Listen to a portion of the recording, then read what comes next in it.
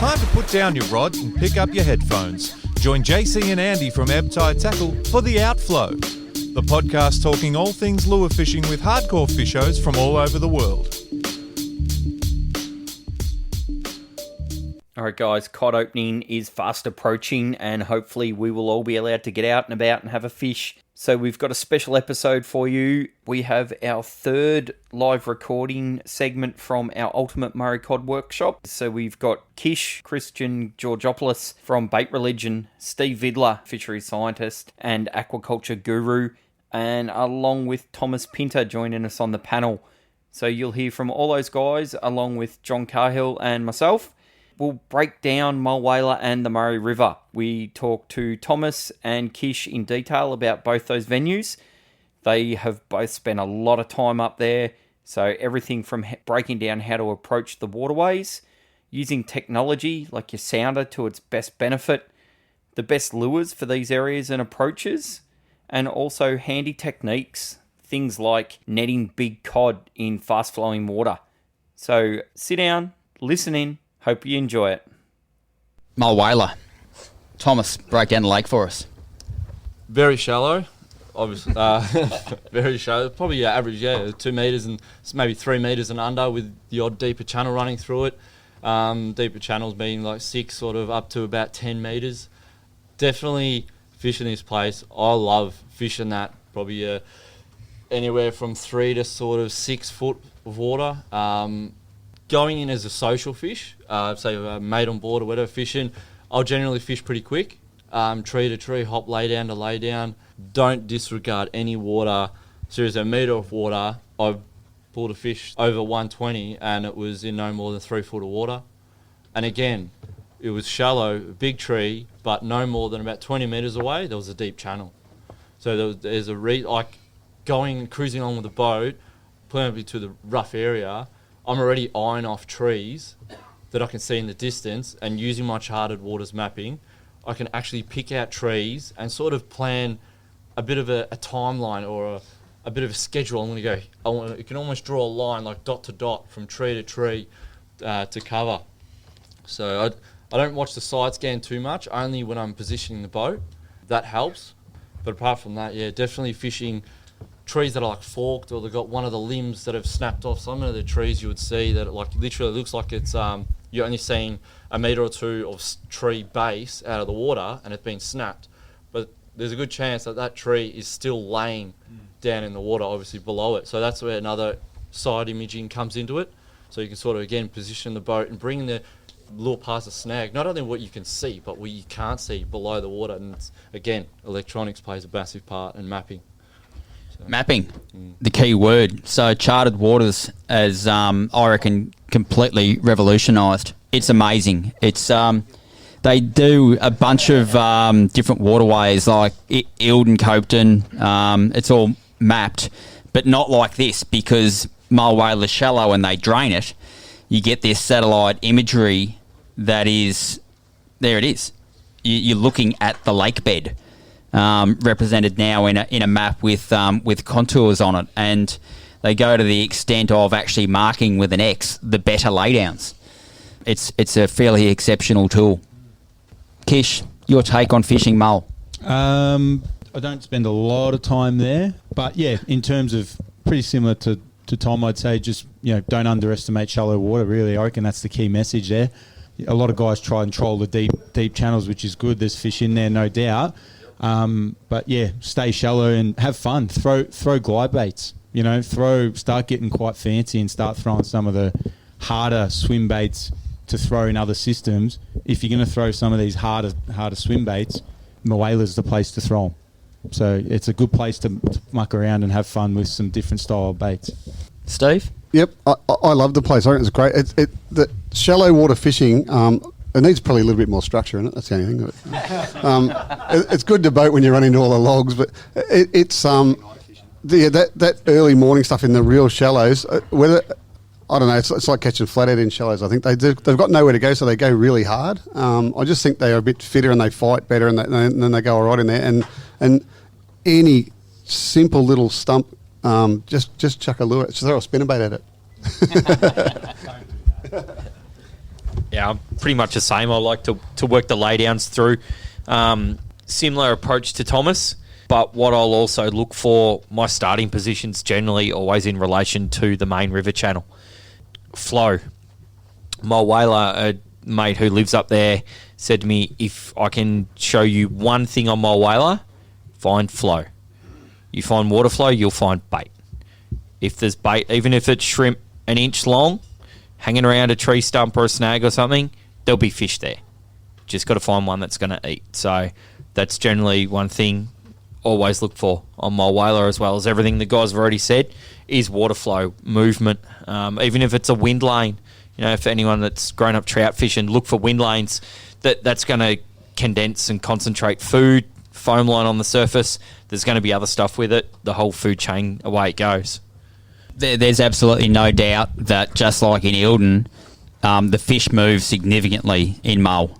You'll get patches that are fairly vacant at times of the lake, and others that are really holding big numbers of fish. That comment about flow is really important. I find the outsides of the big bends, where the current pushes across the flat, is a real prime zone. It's essentially, you're talking about coral, aren't you? Yeah. Yeah. Yep. Yeah, the outsides of the river bends up on the flats, and 600 millimetres of water is not too shallow. There's this mapping exposes so much more to you than just laydowns too. There's the old creek beds. There's the big log jams where everything got pushed into, which become really big nurseries.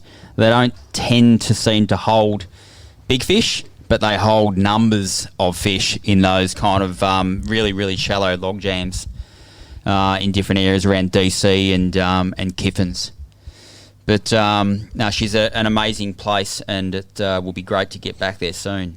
There's a couple of spots that I like to hit, narrow little creeks that come off the main river into billabongs, and if you see a boat's already gone in there, you just, I missed that chance today, maybe tomorrow. You want to be that first boat in there. I know, Andy, you fish the backwaters a bit. Don't know what you're talking about. Don't want to talk about that, sorry. No, certainly doing the same thing.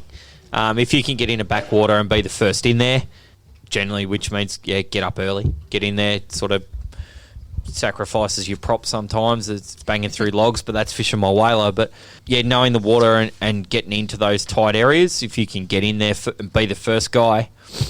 Kish and I did it, Leachley wasn't even change a light and went, I think that's about the front of that little creek, but I'll throw a cast in there and hit the water, bang, straight on. And, we fished for an hour or two in, and then we ran into another boat, and we both looked at each other and went, oh, well, this is done. Let's lecky pass, get back, get out of here, go somewhere else. So. One's also on the closest to the boat ramp for some of the best snags in Mulwala. Yeah, they're not fished, are they? Yep. Yeah, 100%. Exactly right. There's probably two ways to look at that with Mull: fish near the boat ramps because they're not fished, or do the hard yards to go through to that nastiest territory that's very unforgiving on your boat to get to spots that actually get a little bit less pressure.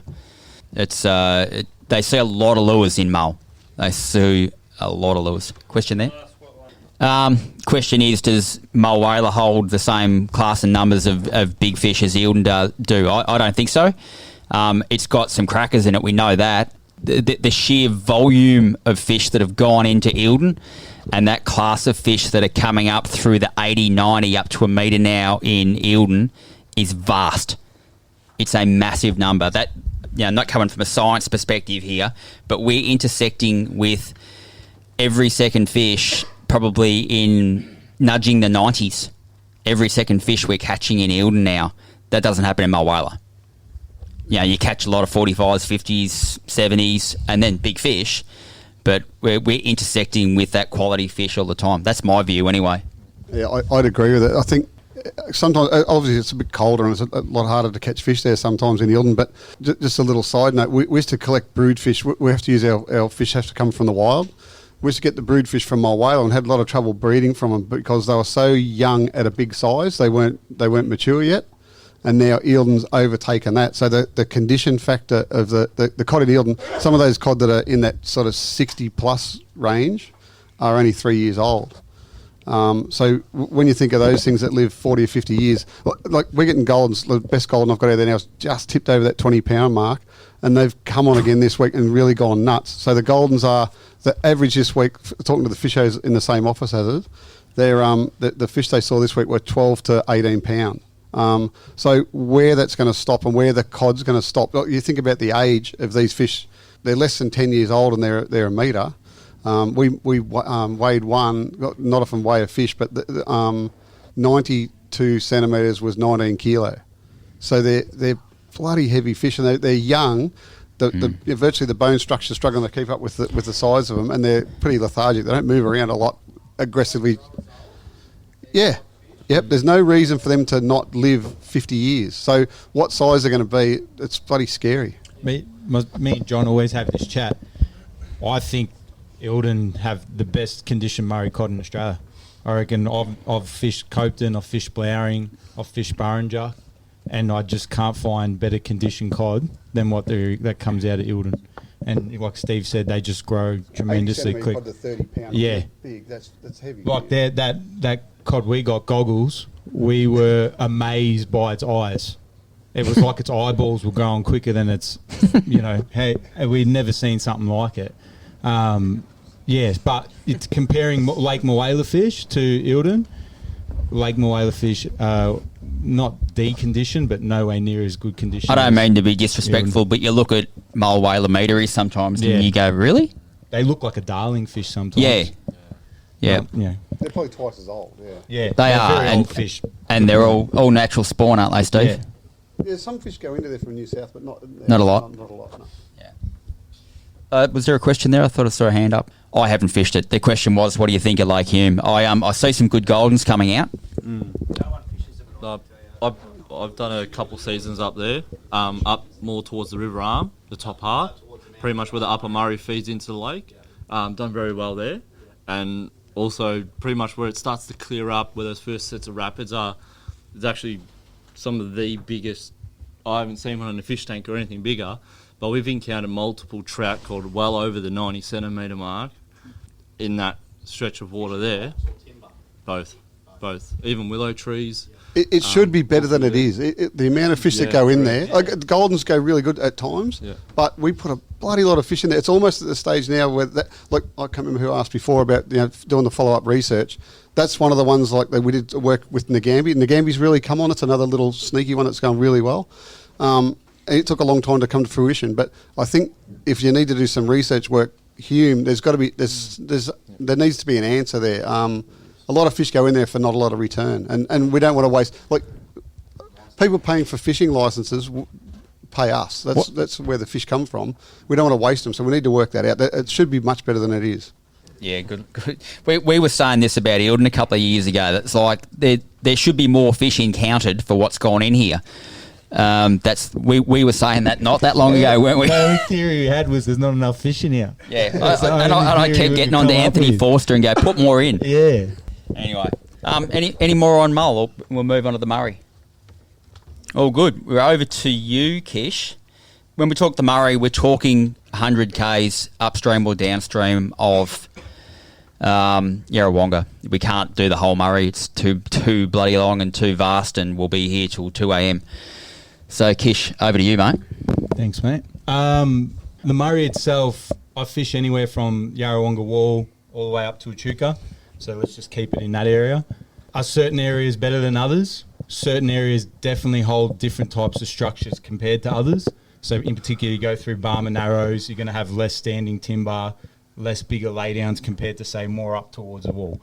So my advice on where to fish is obviously where you can get access to is one. And two, get familiar with dropping your boat in and all that type of stuff. The Murray, you got to respect it. I know a lot of people look at me weird when I say that, but I've done axles, I've done tyres, you name it, I've done everything. I've dropped in and I thought it was a metre deep, but it was, 5 metres deep and your trailer's gone L-shaped, I've been in some sticky conditions of motor stuffed up and I've drifted. I'm four bends down from where the car is and I'm on my own. It's not a place to fish by yourself if you're not confident because you've got a river that's pumping at a minimum of 10,000 megs. And your electric fails or your motor fails, good luck trying to get back up. Especially if you're fishing an area where not many people are around. And if you're fishing in winter, when it's prime time to chase cod, you're not going to get help. So you've got to make sure you're prepared for it, and you've got to respect Mother Nature, because it can affect you, and it mentally can take a toll on you as well, because it's not. I think it's the pinnacle of Murray cod fishing. If you can catch a metre cod out of there on the top, you've done that. To me, that should be every Murray cod angler's goal. Not to say that you're the best angler if you've done that, but I still think it's one of the best things you ever do. A lot of them fish are natural. Steve will be able to back that up. I know they have stocked some drips and drabs through Tokemall, but I can't back up, how true that is if they're all natural or not. In saying that, though, the way I worked it out was I follow another bass guy in America named Chris Aldane, and if I watched one of his videos one day, and he spoke about fishing a particular bait, how you get good at it, and his theory was grab one bait, go out. Obviously, maybe grab two just in case you lose it. Grab that one bait and just fish it, and just take that bait and say, you know what, I'm going to catch a fish on that bait, and get so bloody good at it that eventually you master that bait and you can rely on it. So that's what I typically did with top water. Another reason why I chose top water is because if John will eventually get to the graphs, but that fish there, we'll go back to the fish. I can relate to it. But yeah, say, what's that one, John? Is that water? Water level. Water level. An important point I want to touch on here is look at the fluctuation. Yeah, we can get political. Who cares about that? But the take-home message here is looking at that water level. Some parts in winter, you drop your boat in and you're like, yeah, I'm going to fish this bend. Good luck trying to get there, because there's probably about that much water in the middle of the river. So your plan's already gone out the window. So that's where knowing your Google Maps and stuff like that, and reading the weather, the water, where there's deeper water and stuff, is very important. When the water drops right out at, say, I think it's 1 metre or 2 metres there, people talk about pools in the Murray. You can try and fish a pool as much as you want, but the way I do it, I try and run off runs. So, for example, what I'll do is I'll jump on Google Maps and I'll look for a run. So, say, for example, if there's a bend or two that are quite tight and I know I can run quite good with it, and there's no massive sandbanks around there, so I know it's going to be quite deep, I'll fish that as a run. So I don't like to just go, okay, drop it in and just fish across from here and go from there. I like to have a plan from where I'm going to start and where I'm going to finish. So I'll pick a straight and fish it. Now, the other issue you have there is flow. Flow's the biggest killer in the Murray. You are lucky to get the Murray at 4,000 megs for longer than 3 weeks. That's a very small window. It's a very small window. So you have to accustom to flow. So people say to me, how do you fish the Murray? Everything's accustomed around flow. Don't worry about water level too much. Don't worry about water clarity too much. Worry about learning how to fish it around flow. So when it's pumping up at, say, ideally you want it least as possible. 4,000 is still bloody quick, but it's like gold in there. It's like, oh, geez, this is moving slow for once. Because if you've ever seen the Murray flow at 20,000 megs, which I'm sure some of you have in the summer, it is an absolute beast. You cannot fish it at all. Good luck. So that's where lure choice come into it for me. So going back to that Chris Aldane guy, it was, okay, I've got this Murray, the Murray River, how can I fish it efficiently? And the only way I could fish it efficiently was top water. Could I fish it with a hard body? Yes, but how long for? That small period through the year where it was 3 weeks, and that just, to me, just didn't make sense. So I fished top water, and the way I worked out the most effective way is you got to work with the current and don't try and go against it. So what I mean by that is, yes, your electric motor is going to be pushing into the current, but the way you control your electric motor is key, so that you're situated quite far out from the snags. So a lot of my big fish come off the tip ends of the snags. Why? My theory is that they're sitting in the current. Fish are lazy, probably similar to any form of feeding fish in current, similar probably to trout. They're probably just sitting there and gliding. And whatever comes past, bang. They don't want to burn energy, and they don't want to have to work tremendously for food. So you get them right bite windows, for example. Say, for example, let's go dusk and dawn. Let's just work off that because that's what everyone does in the river. 9 times out of 10, that's where your fish are going to be sitting out on them edges.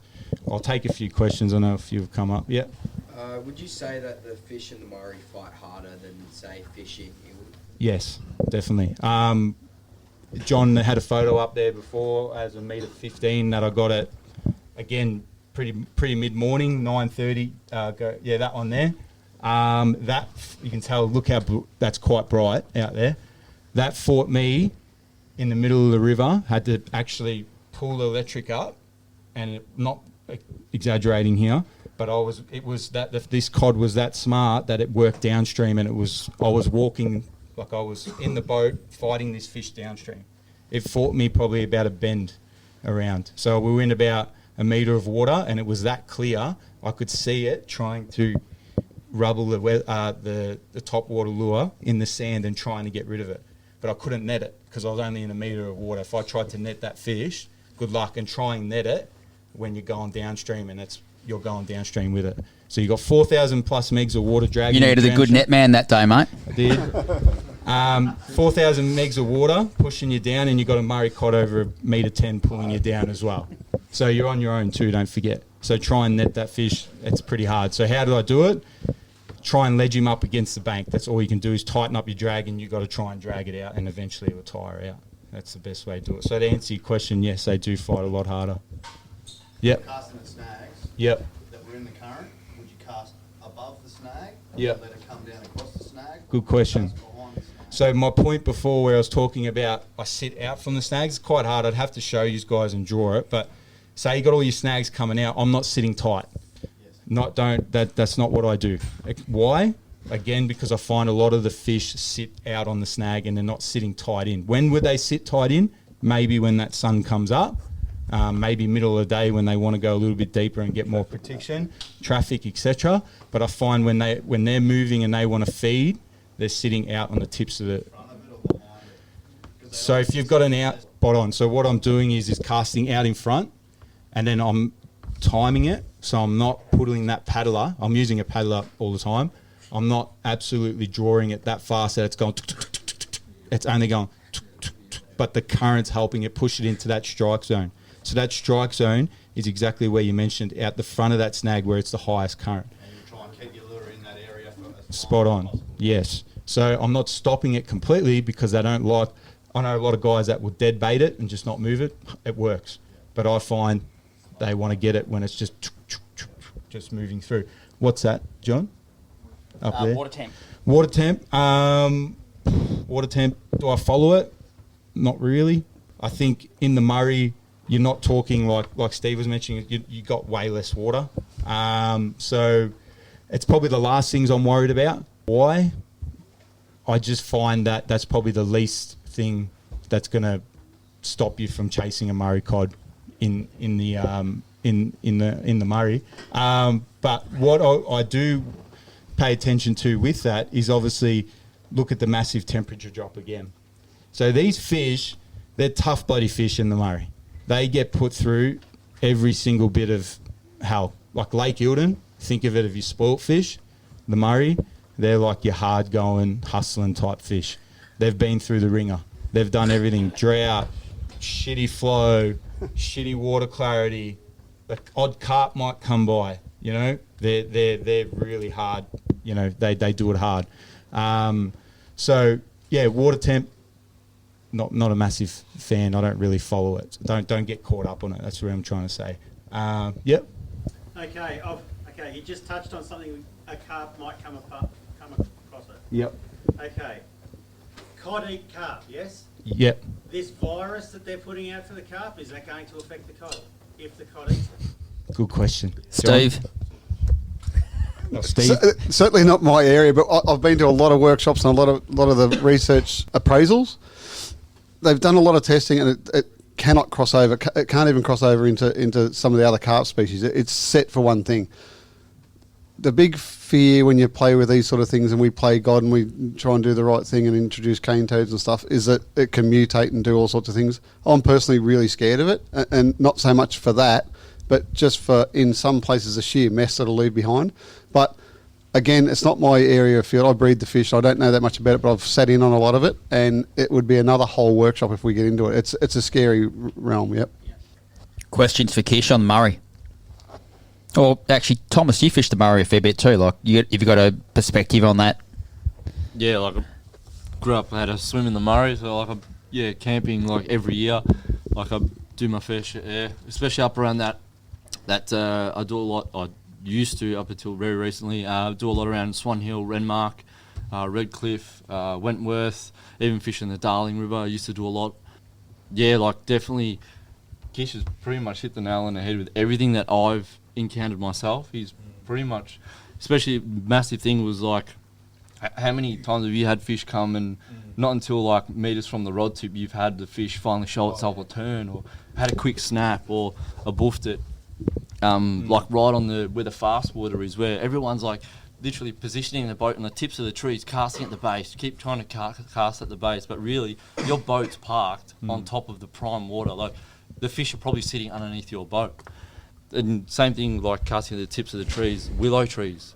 Casting across the face of the willow tree, you might be in 6 to 10 metres of water on big river bends. If you think willow trees will grow where there's a constant water supply. So if the Murray, touch wood, goes dry or near bone dry, those bends where those willow trees are will still have water in it.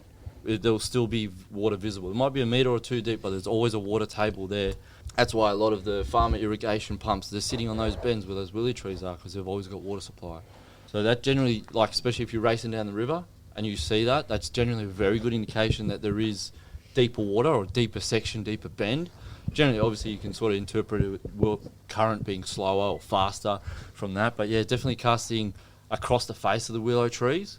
Because even though it might be very deep, some of those fish still tuck right up underneath, almost like a roof over their head.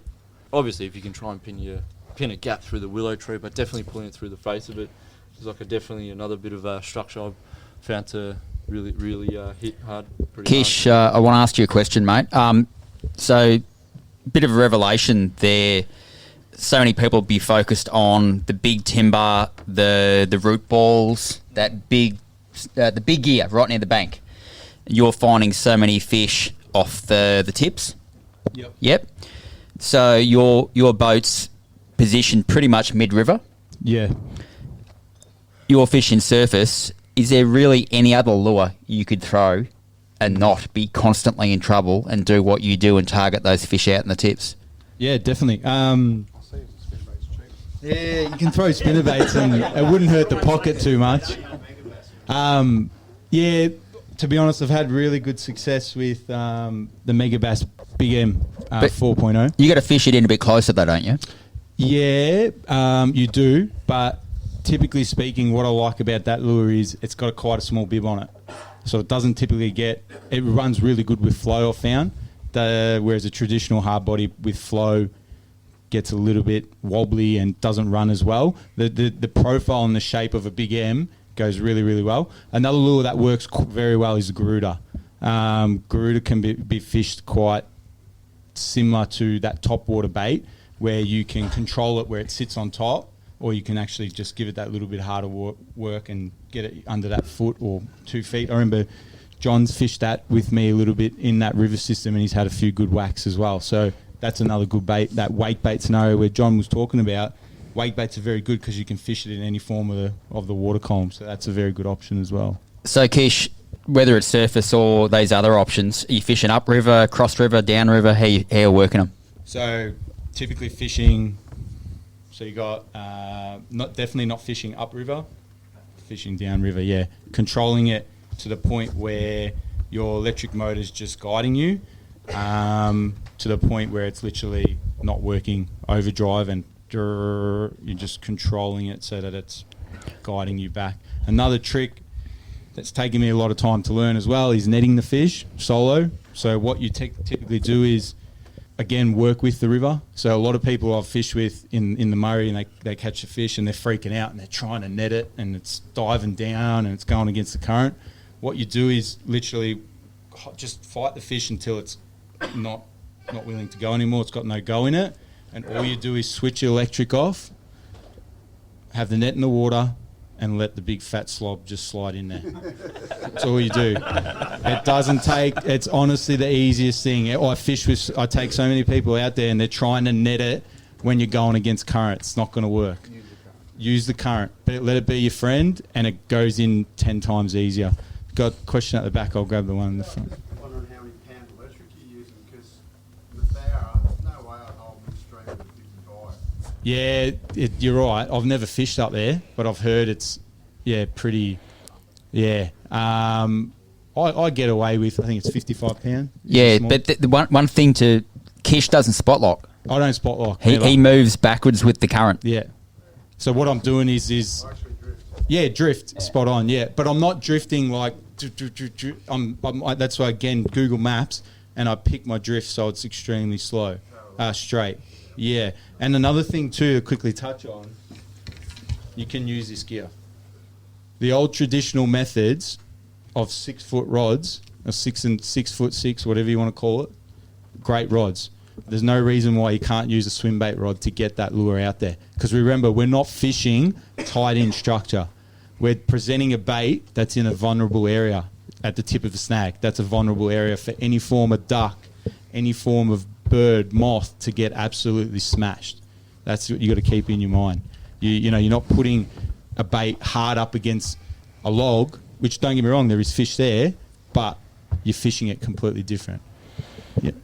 What is their actually main source of food? Is there anything like in the cod particularly eat your redfin and your roach? Is there anything they particularly eat, or are they just eating anything? Good question. My theory on this is, you'll be surprised, I feel like a lot of it's yellow belly in the rivers. The reason being, you'll find that as that spawn starts to happen near the end of August, a lot of the yellow belly migrate up and get over the wall. So what do you think the big cod are doing? Following the yellow belly.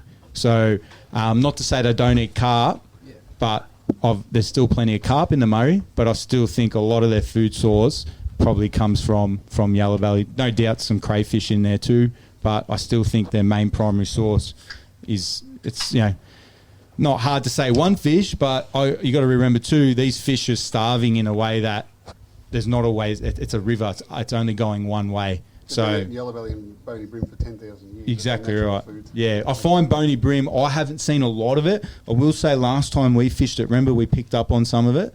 Yeah, it seems to the schools of bony brim seem to happen more lower Murray. Yeah. I personally haven't seen a lot. I don't rely on a sounder when I'm fishing the Murray. That's just me personally. It's a different tool in that regard. It's more just like, how deep is it here? Another quick point I'll give you guys as well is a very good trick.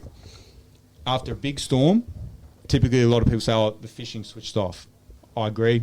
There is some instances like that. For example, like Eildon, after the storm, I find it sort of doesn't fish so well. Pre-storm, during the storm, good.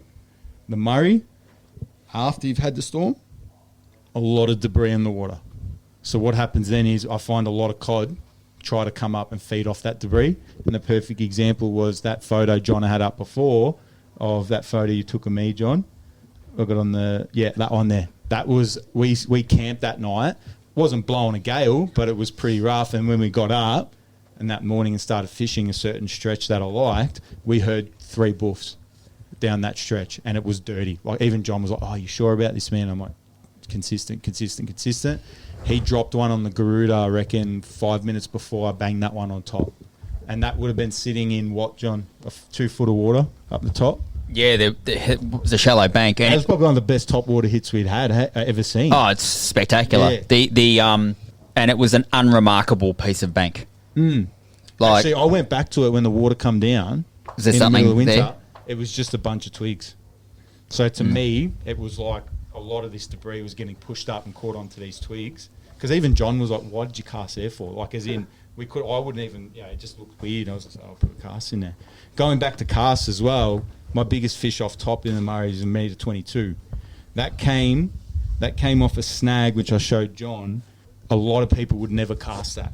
That fish on the right. Yeah, he asked me what was the theory behind that, and the theory behind it was, when you look at this bank, it's a little bit of a back eddy, you could only see, have you ever seen that photo of like an iceberg where you just see the top but you don't see underneath it? Similar to this snag. You could only see the top but you couldn't see underneath it. And then surrounding it was a lot of weed bed out of the water. And my theory to that was mice.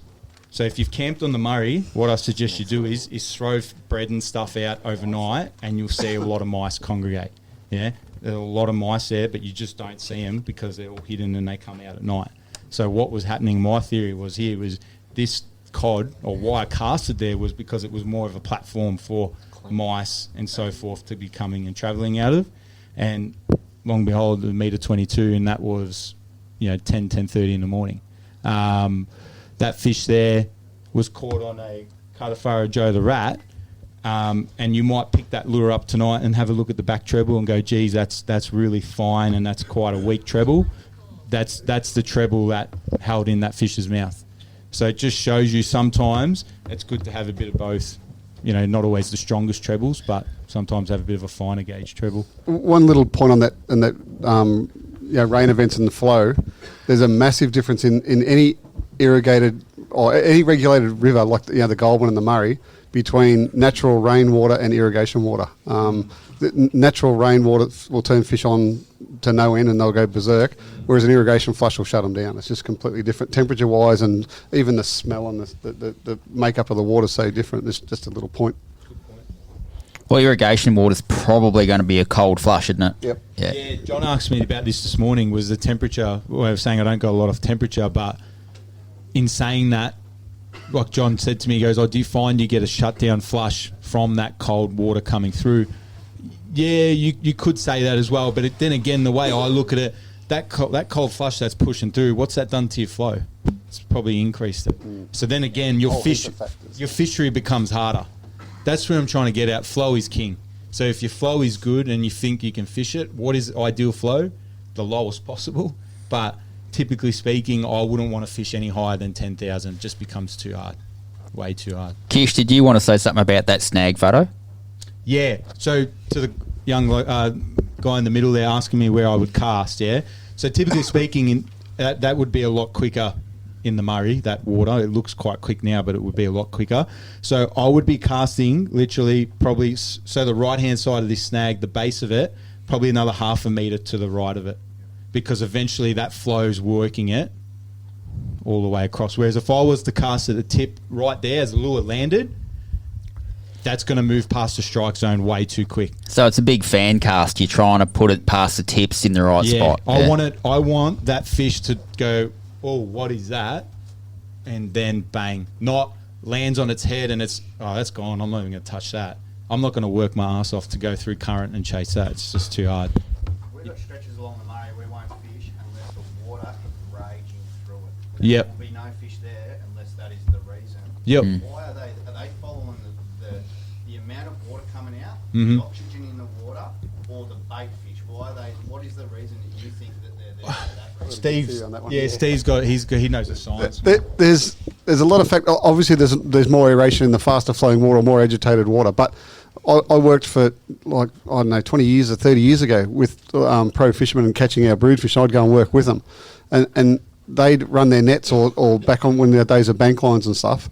And these big cod are inherently very, very lazy. They don't, like they save all their energy as much as they possibly can and don't waste it chasing food. Yeah. So what they do is sit there in the slow, sluggish backwaters, back eddies, and that's where they relax and sit under a log. That's not where they're feeding. When they want to feed, they go into the fast water to feed, have feed come to them, and the fish don't get away from them as well. That's when they use their grunt and then they go back into their calm water.